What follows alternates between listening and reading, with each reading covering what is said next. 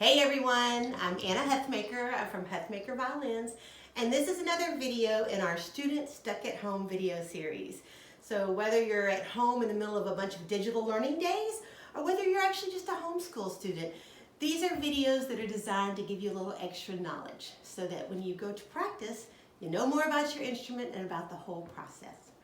Today, we're talking about one of my favorite subjects, horsehair. So you all have a bow. And I think probably for the students that are watching this, you all already know that the hair in the bow comes from horses. Yep, it's the tail. Doesn't come from the manes, doesn't come from anything else. It is literally a long tail from a horse. And it's very interesting because throughout 200 years, at least 100 years, they've tried to find other sources of something that would be just as good. And nothing can compare with horsehair. It's the perfect elasticity, it's the perfect structure, it gets out the most beautiful sound. So our horsehair in general, I want to tell you, it comes from all over the world. But mostly, you got to know it comes from cold climates. Now, I want you to think about this for a second. So I will just tell you, the best horsehair comes from Siberia, Mongolia, Argentina, sometimes Canada. What do those things have in common? Well, they're all pretty darn cold, but I want you to think about why. Why does it matter if horses live in a cold climate or a warm climate? Now, I'm in Atlanta, Georgia, so I can tell you, if you drive down the highway 10 months out of the year, you go out in the country and you pass horse farms, you're gonna look at those horses and they're quite beautiful and they're all gonna be sitting there doing this. What are they doing? They're flicking away the flies and the bugs. Now, I want you to imagine if a horse is, I don't know, 5 years old, 7 years old, and they've been doing that every day, or at least 9 months out of the year, they're going to really tear up their tails. That does not make for good bow hair. We need horses that pretty much aren't flicking bugs all year long, and that happens in the cold climates. Now, I will also say it's very interesting, and you can ask your teachers about this. Horsehair, for a lot of years, there were all kind of stories that would go around about it, and today they're just not quite true anymore. One of the things that you will hear said all the time is that your horsehair must be stallion hair, must be from a male horse, not a female horse. And the truth of the matter is, a female horse, they actually do have urine splash up on their tail. She said urine. This is where all the middle school students get the giggle. But the truth is that that's like ammonia. So if I took your hair and I dipped it into ammonia over and over, it would weaken it. It would make it more porous. It would make it break more easily. So the mare hair, historically speaking, we say it's not as great for bows as stallion hair. And we'll also, you will hear your teachers even say, oh, Mongolian hair is far superior to Siberian hair, or Siberian hair is far superior to Canadian hair. Here's the truth of the matter these days. The truth of the matter is, horsehair comes to us from horsehair factories in China, and what they do is they collect the horsehair and they do what's called dressing. Dressing is where they take out the rough ones, they make it sure it's all the right length, and the horsehair that you buy, depending on how much you spend, is sold to you by quality. So if I hold this up, I can't promise you that's all stallion hair. I can't promise you it's all Siberian. I can promise you that it is all equal quality, that it was all drawn a certain amount of times, and that the same amount of work went into creating this pound of hair. Now, another interesting thing is that the hair did come off of horses this color. This isn't bleached at all. It's not dyed at all. If you ever have bleached horsehair, that again, it's going to be weak, it's going to be porous, it's not going to have good sound. So it is shampooed, it is washed. Sometimes they put a little thing on there to maybe kill any critters, but it actually looks like this naturally.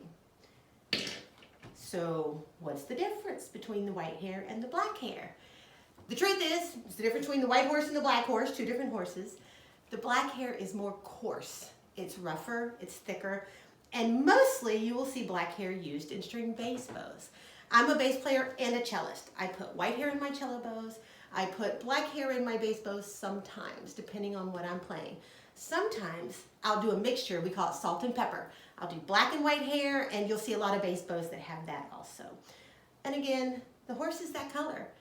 It wasn't dyed. That's exactly what it looked like in real life.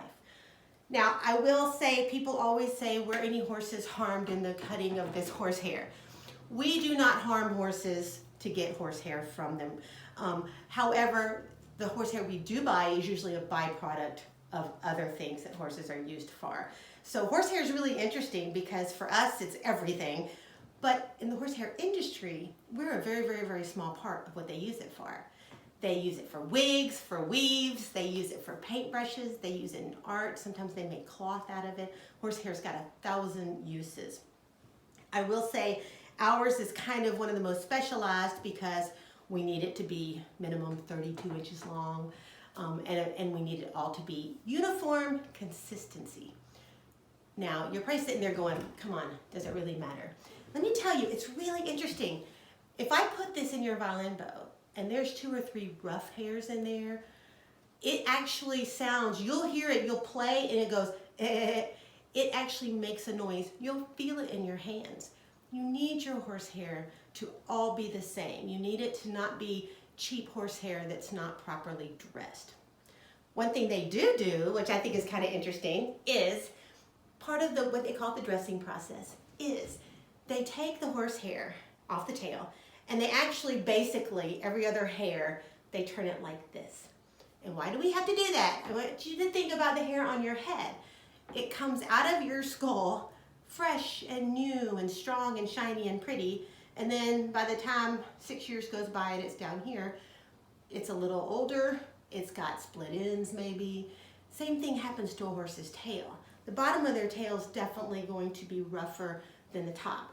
So with the great horsehair, they take it and they do this with it so that you have the exact same consistency end to end.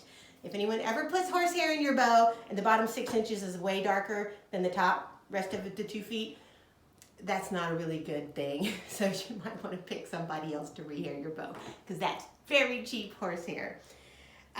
Your extra credit today is if you want to go on YouTube, they have some interesting videos on Chinese horsehair factories. So it's not necessarily always pretty, but really interesting, and you can see what they do to create the horsehair that we end up buying. If you want extra credit, which is my favorite thing, I want you to come look at this.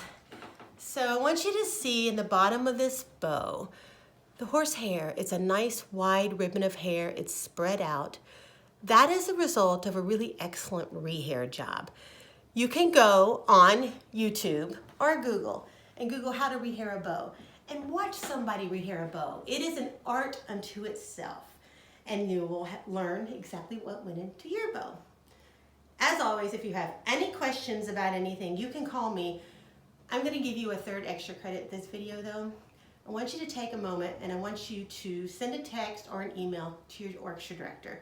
If you're at home doing digital learning, they're actually working extra hard to make it so that you can do that.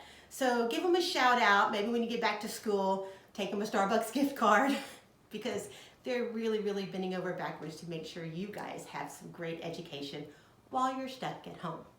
Thanks again. I'm Anna Huthmaker from Huthmaker Violins.